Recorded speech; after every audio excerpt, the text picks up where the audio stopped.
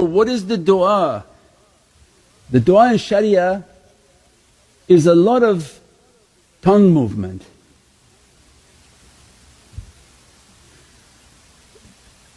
Right? I get all their TikToks. This du'a for this du'a for this du'a for this du'a for this du'a for this. Alhamdulillah, that's nice for you. The du'a from marifah and haqqaiq is what? Is the fragrance of their heart.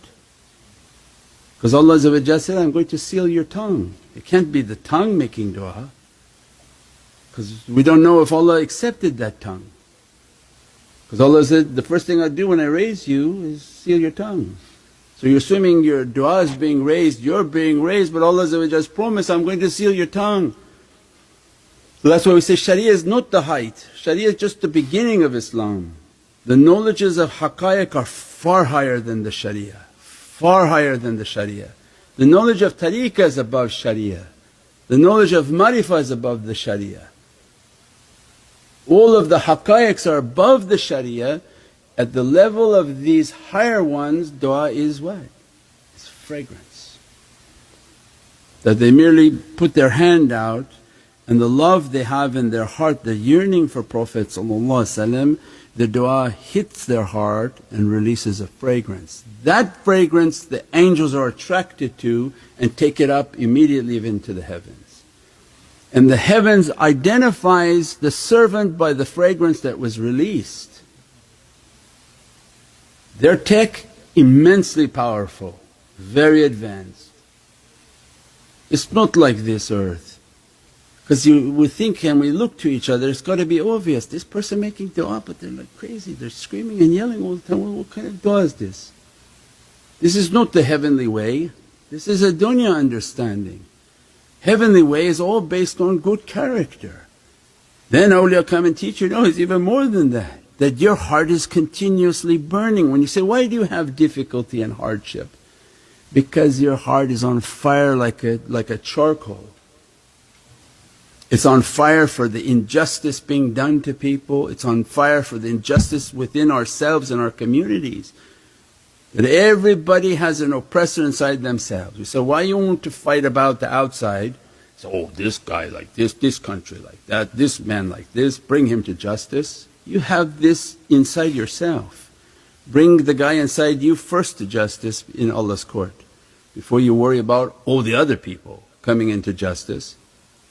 That's got to be hypocritical. You're worried about the world coming into justice when yet that same villain is within you, stopping you from your realities, slaughtering all the goodness within yourself, all the childish reality within yourself being slaughtered by the inner villain. Everything we see outside, Allah looks to us and says, I see it inside of you.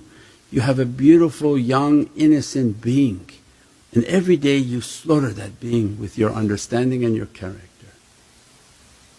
So why then people protesting? That's why the tariqah comes and says, no, those all have to be destroyed.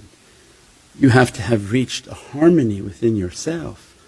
All oppression stopped, all of bad characteristics to stop, and as a result there's a love and muhabbat, but their heart is burning, and they every durood and salawat upon Prophet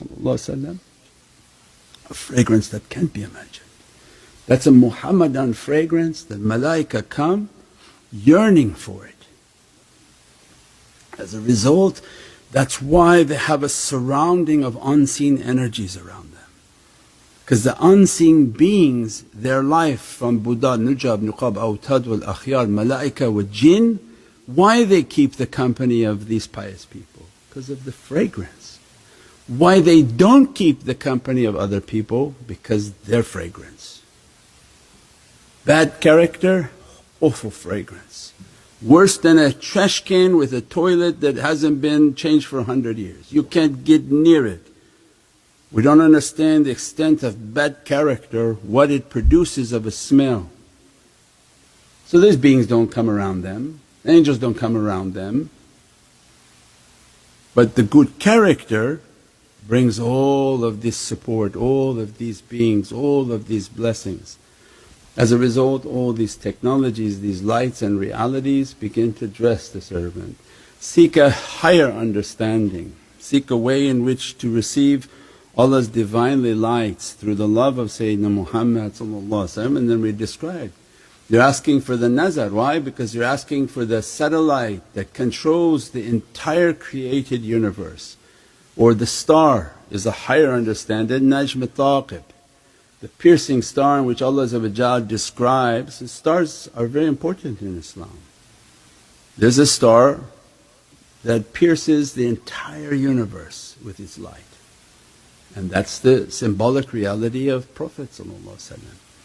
That when we seek that higher reality, everything we're doing is then to be dressed by these lights, blessed by these lights, so that to activate all our realities inshaAllah. Subhana rabbika rabbil izzati amma yasifoon wa salaamun al mursaleen walhamdulillahi rabbil alameen.